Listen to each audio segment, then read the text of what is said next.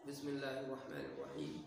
ورابعها غير اللفظية الوضعية كدلالة الدوال الأربع على مدلولاتها. وخامسها غير اللفظية التبعية كدلالة صهيل الفرس على طلب الماء والكلى. وسادسها الغير اللفظية العقلية كدلالة الدخان على النار. فهذه 6 دلالات، والمنطقي إنما يبحث عن الدلالة اللفظية الوضعية لأن الإفادة للغير والاستفادة من الغير إنما يتيسر بها بسهولة بخلاف غيرها، فإن الإفادة والاستفادة بها لا يخلو عن صعوبة. هذا دلالت کی 3 قسمیں انہوں نے بیان کی ہیں. دلالت لفظیہ، اس کی لفظیہ کی جو 3 قسمیں تھیں، دلالت لفظیہ وضعیہ، دلالت لفظیہ طبعیہ اور دلالت لفظیہ عقلیہ. مثالیں بھی ان کی انہوں نے بیان کی ہیں. دلالت لفظیہ وضعیہ کی جو مثال تھی کیا تھی؟ دلالت لفظیہ وضعیہ کی مثال لفظ زید کی دلالت اس کے ذات پر. دلالت لفظیہ طبعیہ کی مثال لفظ کی دلالت کسی سخت تکلیف پر. اور دلالت لفظیہ عقلیہ کی مثال جیسے لفظ دیس کی دلالت جو دیوار کے پیچھے سے سنا جائے بولنے والے کے وجود. چوتھی دلالت ہے دلالت غیر لفظیہ وضعیہ. دلالت غیر لفظیہ وضعیہ جو بتایا ہے یہاں پر کہ لفظیہ اول 2 قسمیں ہیں، دلالت لفظیہ اور دلالت غیر لفظیہ. پھر دلالت لفظیہ کی یہ 3 قسمیں ہیں، دلالت غیر لفظیہ کی بھی 3 قسمیں. کل ملا کر کے 6 قسمیں ہو گئی. تو یہ جو 3 قسمیں ہیں وضعیہ طبعیہ عقلیہ دلالت لفظیہ کی، تو یہ جو ہے یہ تو پیچھے آ گئی ہیں. اب یہ 3 ان کا بیان نہیں کر رہے ہیں. دلالت غیر لفظیہ کی بھی 3 قسمیں ہیں. دلالت غیر لفظیہ کی 3 قسمیں ہیں. ایک ہے دلالت غیر لفظیہ وضعیہ. دلالت غیر لفظیہ وضعیہ. دلالت غیر لفظیہ وضعیہ کس کو کہیں گے؟ جس میں دال لفظ نہ ہو، جس میں دال لفظ نہ ہو اور دلالت وضع کی وجہ سے ہو. دلالت وضع کی وجہ سے ہو.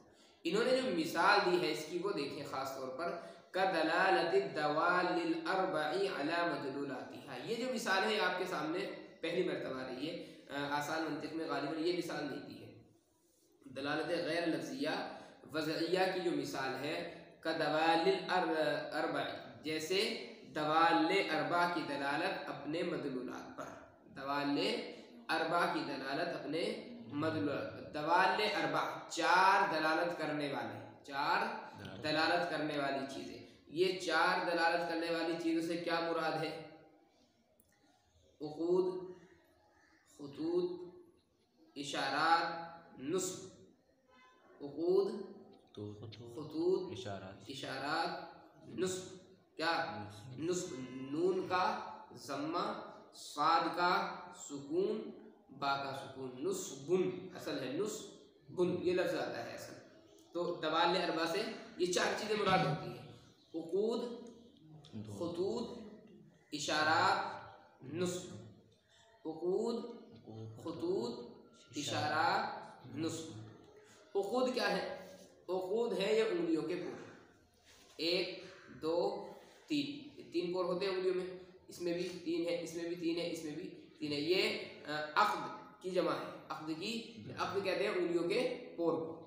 انگلیوں کے پور کو. یہ پرانے زمانے میں ایک باضابطہ طریقہ تھا گنتیوں کے گننے کا. عقد انامل کے نام سے ایک طریقہ مشہور تھا. عقد انامل. اس میں کیا ہوتا تھا؟ گنتیاں لوگ گنتے تھے. ہم بھی گنتے ہیں. جیسے ہم تسبیح پڑھتے ہیں مثال کے طور پر، تو ہم تسبیح کیسے پڑھتے ہیں؟ سبحان اللہ سبحان اللہ سبحان اللہ سبحان اللہ. تو اس طریقے سے ہم کرتے ہیں تسبیح. تو اس میں کیا ہے؟ چالو ہے. تو جس طریقے سے ہم تسبیح گنتے ہیں، یہاں پر 1، یہاں پر 2، یہاں پر 3، یہاں پر 4، یہاں پر 5، یہاں پر 6. اس طریقے سے یہ جو ہے، اب اس کو کیسے سمجھائے؟ چونکہ طریقہ اس زمانے میں رائج میں نہیں ہے. اس کو پکڑ لو اس کو.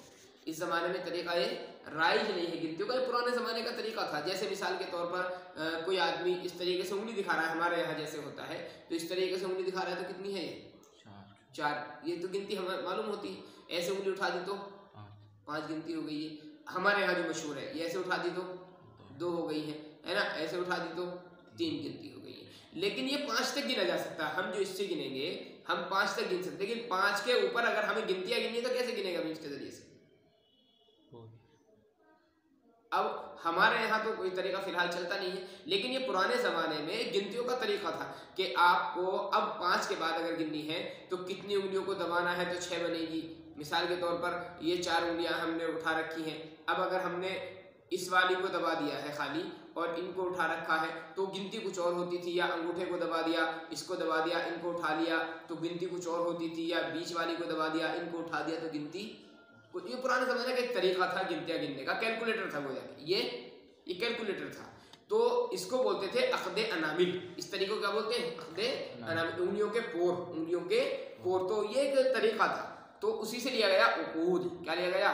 عقود. تو ان کی جو دلالتیں ہوتی تھی وہ گنتیوں پر ہوتی تھی. کس پر؟ گنتیوں پر. یعنی حساب کتاب کے جو اصول بنائے تو ان لوگوں نے اصول یہ متعین کر دیے تھے کہ اگر یہ والا پوروا گنا جائے گا تو اس سے اتنی گنتی مراد ہوگی، اس کے ساتھ میں اگر اس کو لے لیں گے تو کتنی گنتی مراد ہوگی، اگر اس کے ساتھ میں پوری انگلی کو لے رہے ہیں تو پھر کتنی گنتیاں مراد ہے. اب نہیں سمجھایا جا سکتے چونکہ ہمیں خود معلوم نہیں ہے، یہ علم ہمیں بھی معلوم نہیں کہ کیا طریقہ تھا وہ. لیکن بہرحال تو یہ ہے عقود. یہ کیا ہے؟ عقود. تو بس اتنا سمجھو کہ عقود جو ہے عقد کی جمع ہے، اور عقد کہتے ہیں انگلی کے پور کو. تو گنتیوں کا وہ ایک طریقہ تھا متعین. ٹھیک ہے. دوسرا کیا ہے؟ خطوط. خطوط کا مطلب ہے لکیر. خطوط کا مطلب ہے لکیر. آپ کوئی بھی لکیر کھینچتے ہیں تو کسی نہ کسی چیز پر اس کی دلالت ہوتی ہے. ایسے کھینچا جیسے کہ میں نے بتایا تھا تو الف پر دلالت ہو گئی. آپ نے ایسے اس کو بنا دیا تو اس کی دلالت با پر ہو گئی. ایسے بنا دیا تو، اگر ایسے آپ نے بنا دیا تو عدد پر دلالت ہو گئی. ایسے بنا دیا تو 4 پر دلالت ہو گئی. تو لکیر تو ہے. تو لکیر جو ہے ان کی دلالت ہوتی ہے کسی نہ کسی چیز پر، تو یہ ہے خطوط. یہ کیا ہے؟ خطوط. اشارات کا مطلب یہ ہے کہ انگلی وغیرہ کے ذریعے سے یا ہاتھ کے ذریعے سے کہیں پر بھی آپ کوئی اشارہ کرتے ہیں، کہیں پر کوئی اشارہ کرتے ہیں تو کوئی نہ کوئی چیز آپ مراد لیتے ہیں، کوئی نہ کوئی چیز مراد لیتے ہیں. تو اشارے سے کسی نہ کسی چیز پر دلالت ہوتی ہے. یا مثال کے طور پر سڑک کو پر آپ نے دیکھا ہوگا، آپ یہاں سے جا رہے ہیں، آپ یہاں سے جا رہے ہیں، آپ کو یہ معلوم کرنا ہے اسمارٹ پوائنٹ کہاں ہے. آپ کو معلوم ہوا کہ آپ راستے سے گزرے، گلی کے سامنے ایک بورڈ لگا ہوا ہے، اس پر لکھا ہوا اوپر اسمارٹ پوائنٹ، نیچے ایک تیر کا نشان، نیچے ایک دیکھیں یہ چیز ہے، تیر کا نشان لگا. تیر کا نشان جس طرف کو لگا ہوگا آپ سمجھ جائیں گے کہ ہمیں اسمارٹ پوائنٹ پہ اگر جانا ہے تو اسی تیر کے نشان کی طرف کو جانا ہے. پھر آپ آگے گئے، موڑ کوئی آیا، اب آپ وہاں پر آ کر کے گھوم رہے ہیں تو موڑ آ گیا، کئی سارے راستے آ گئے، اب ہمیں کہاں کو جانا ہے. پھر آپ نے بورڈ دیکھا اسمارٹ پوائنٹ نیچے تیر کا نشان دائیں طرف لگا ہوا ہے، تو آپ کیا سمجھ جائیں گے کہ اب ہمیں کہاں جانا ہے؟ دائیں طرف جانا ہے نا. تو یہ اشارات ہے. یہ کیا ہے؟ اشارات. اس کو بولتے ہیں اشارے. یا ہاتھ وغیرہ کے ذریعے سے اشارہ کرنا، یہ بھی ایک چیز ہے. انگلی کا اشارہ آدمی کر رہا ہے، ہاتھ سے اشارہ کسی طرف کو کر رہا ہے. کتنی چیزیں ہو گئی ہیں؟ 3 چیزیں ہو گئی. عقود، خطوط، اشارہ. ایک ہوتا ہے نصب، ایک ہوتا ہے نصب. نصب کا مطلب کیا ہے؟ آپ نے دیکھا ہوگا سڑکوں پر، مین راستوں پر، جو مین ہائی وے سڑکیں جو ہوتی ہیں مین، وہاں پر کچھ پتھر لگے ہوتے ہیں جن پر لکھا ہوتا ہے کلومیٹر. جن پر لکھا ہوتا ہے کلومیٹر لکھا ہوتا ہے نا. ان پتھروں کو دیکھ کر کے آدمی کیا سمجھ جاتا ہے کہ فلاں شہر اتنی دور ہے، فلاں شہر سمجھ جاتا ہے، نہیں سمجھ جاتا ہے. یا کہیں کہیں پر نام لکھا ہوگا شہر کا، آدمی سمجھ جاتا ہے کہ یہ نام لکھا ہوا ہے تو شہر آ رہا ہے، شہر آ رہا ہے. کہیں پر دیکھا ہوگا آپ نے پتھر ہے اور تیر کا نشان بنا دیا، ان پتھر ہے تیر کا نشان بنا. تو بہرحال سڑکوں کے کنارے پر جو پتھر وغیرہ وہ لگے ہوتے ہیں علامت کے لیے، ان کو بولتے ہیں نصب. ان کو کیا بولتے ہیں؟ نصب. تو یہ جو کہا انہوں نے دوال اربع کی دلالت اپنے مدلولات پر، یہ 4 چیزیں ہیں: عقود، خطوط، اشارات، نصب. آگے کا سمجھ میں؟ تو یہ ہو گئی چوتھی قسم دلالت کی. اور غیر لفظیہ کی پہلی قسم، غیر لفظیہ کی پہلی قسم ہو گئی ہے. ورابعها غیر اللفظیۃ الوضعیۃ. اور چوتھی قسم غیر لفظیہ وضعیہ ہے، جیسے دوال اربع کی دلالت اپنے مدلولات پر. وخامسها غیر اللفظیۃ التبعیۃ. اور 5ویں قسم غیر لفظیہ تبعیہ ہے. 5ویں قسم غیر لفظیہ تبعیہ ہے، جیسے گھوڑے کے ہنہنانے کی دلالت گھاس پانی کی طلب پر. ماؤن کے معنی پانی کے آتے ہیں، کلاؤن کے معنی گھاس کے آتے ہیں. جیسے گھوڑے کے ہنہنانے کی دلالت پانی اور گھاس کی طلب پر. یہی مثال آپ نے آسان منطق کے اندر بھی پڑھی ہے. جب گھوڑے کو بھوک لگتی ہے تو ادھر ادھر ذرا ہاتھ پیر مارتا ہے, پھر ہن ہناتا ہے, آواز نکالتا ہے. کیا کرتا ہے وہ؟ آواز نکالتا ہے کہ اس کی طبیعت چاہتی ہے, اس کے اندر سے طبیعت چاہتی ہے کہ میں آواز نکال کر کے اپنے مالکوں کو بتاؤں مجھے بھوک اور پیاس لگ رہی ہے. تیرے علاقے میں بھینسیں ہیں, تیرے آس پڑوس میں, تو تو نے دیکھا ہوگا کہ بھینسیں جب بھوک لگتی ہے تو بولتی ہیں, اور مالک سمجھ جاتا ہے کہ اس کو بھوک لگ رہی ہے. تو اب گھوڑے کا بولنا یا بھینس کا بولنا یا کسی اور جانور کا بولنا ظاہر ہے لفظ تو ہے نہیں, یہ لفظ نہیں, اور طبیعت کے تقاضے کی وجہ سے اس کا بولنا ہو رہا ہے, تو یہ دلالت غیر لفظیہ طبیعیہ ہو گئی. وخامسها غیر اللفظیہ الطبیعیتی, اور پانچویں قسم غیر لفظیہ طبیعیہ ہے, جیسے گھوڑے کے ہنہنانے کی دلالت پانی اور گھاس کی طلب پر. وسادسها الغیر اللفظیہ العقلیہ, اور چھٹی قسم غیر لفظیہ عقلیہ, غیر لفظیہ عقلیہ ہے, جیسے دھوئیں کی دلالت آگ پر, جیسے دھوئیں کی دلالت آگ پر. عقل سمجھ جاتی ہے, عقل سمجھ جاتی ہے کہ دھواں کہیں اٹھ رہا ہے تو آگ ہے, دھواں اٹھ رہا ہے تو آگ ہے.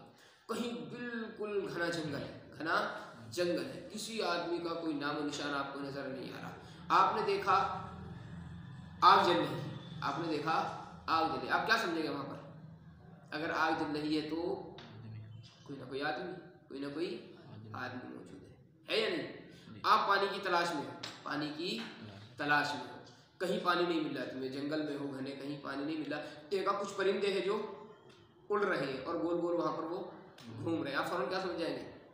پانی. کیا ہے؟ پانی. تو یہ جو دلالتیں ہیں یہ کیا ہے؟ دلالت غیر لفظیہ عقلیہ, آدمی عقل سے سمجھ جاتا ہے, عقل سے آدمی سمجھ جاتا ہے. وسادسها الغیر اللفظیۃ العقلیہ, اور چھٹی قسم غیر لفظیہ عقلیہ ہے, جیسے دھوئیں کی دلالت آگ. فہذہ ست دلالات, مصنف فرماتے ہیں کہ یہ 6 دلالتیں ہیں. کتنی دلالتیں ہیں؟ 6 دلالتیں ہیں. والمنطقی انما یبحث عن الدلالۃ اللفظیۃ الوضعیہ, فرماتے کہ منطقی جو بحث کرتا ہے وہ دلالت لفظیہ وضعیہ سے کرتا ہے. کس سے؟ دلالت لفظیہ وضعیہ سے. کیوں؟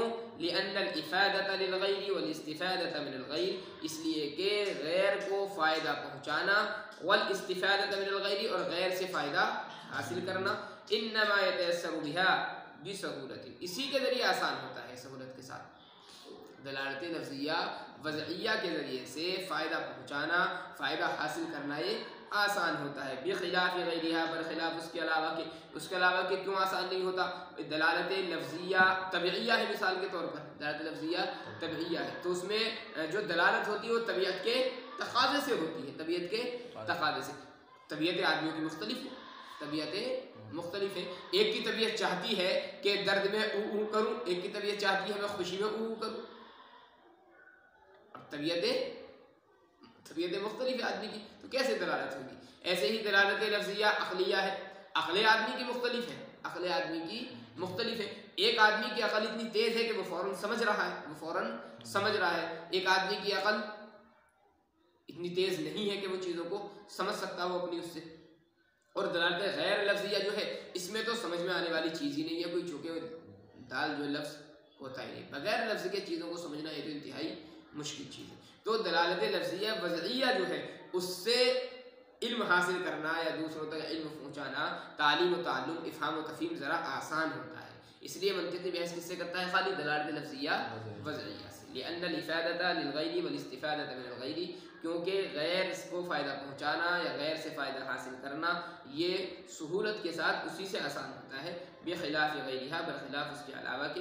فإن الافادۃ والاستفادۃ بها لا يخلو عن صعوبۃ, اس لیے کہ فائدہ پہنچانا یا فائدہ حاصل کرنا بہا, ان سے, یعنی اس کے علاوہ جو 5 قسمیں ہیں, یہ دلالت لفظیہ وضعیہ کے علاوہ جو 5 قسمیں ہیں, لا یخلو عن صعوبۃ, یہ دشواری سے اور مشکل سے خالی نہیں. یعنی آدمی علم تو حاصل کر لے گا لیکن ذرا پریشانی ہوگی. ہاذا, یہ الگ ہے. ہاذا اس کا مطلب ہے خذ ہاذا, یعنی خذ فعل جو ہے وہ محذوف ہے اور ہاذا اس کا مفعول ہے, ہاذا اس کا مفعول ہے. خذ ہاذا. کچھ لوگوں نے ہاذا میں یہ بھی کہا کہ جی ہا جو ہے یہ اس میں فعل ہے, ہا اس میں فعل بمانا خذ, ہا اس میں فعل بمانا خذ ہے, لیکن یہ بات زیادہ اچھی نہیں, یہ بات زیادہ اچھی نہیں. زیادہ بس یہی بہتر ہے کہ ہاذا جو ہے یہ مفعول ہے اور خذ فعل جو ہے اس سے پہلے مقدم ہے, خذ فعل اس سے پہلے مقدر ہے۔ جن لوگوں نے وہ بات کہی ہے کہ حاضہ میں ہا جو ہے یہ اس میں فعل ہے خذ کے معنی میں، کس کے معنی میں؟ خذ کے معنی میں، اور زا اس میں اشارہ ہے وہ اس کا مفعول ہے، یہ بات ذرا یہ جو رسم الخط ہے اس کا حاضہ کا لکھا ہوا یہ اس کے مطابق نہیں، چونکہ ہا جو ہوتی ہے وہ اس میں فعل کے معنی میں وہ الف کے ساتھ لکھی جاتی ہے، کس کے ساتھ میں؟ الف کے ساتھ میں، تو اس لیے یہ ترتیب زیادہ مناسب ہے کہ حاضہ یہ مفعول ہے اس میں فعل بمعنی یہ خذ فعل امر محذوف۔ دیکھو ترجمہ دیکھو دوبارہ، ورابعھا اور چوتھی قسم غیر لفظیہ وضعیہ ہے، جیسے دوال اربع کی دلالت اس کے مدلولات پر، اور پانچویں قسم غیر لفظیہ طبعیہ ہے، جیسے گھوڑے کے اہنانے کی دلالت گھاس اور پانی کی طلب پر، اور چھٹی قسم غیر لفظیہ عقلیہ ہے، جیسے دھوئے کی دلالت آگ پر۔ بس یہ 6 دلالتیں ہیں، اور منطقی بحث کرتا ہے دلالت لفظیہ وضعیہ سے، کیونکہ فائدہ پہنچانا غیر کو اور غیر سے فائدہ حاصل کرنا یہ آسان ہوتا ہے اس کے ذریعے سہولت کے ساتھ، برخلاف اس کے علاوہ کہ اس لیے کہ فائدہ پہنچانا اور فائدہ حاصل کرنا ان سے دشواری سے اور مشقت سے خالی نہیں۔ اس کو یاد کر لو، اس کا ترجمہ کیا کرتے ہیں؟ حاضہ کا خود حاضہ یعنی اس کو لے لو، مطلب یاد کر لو۔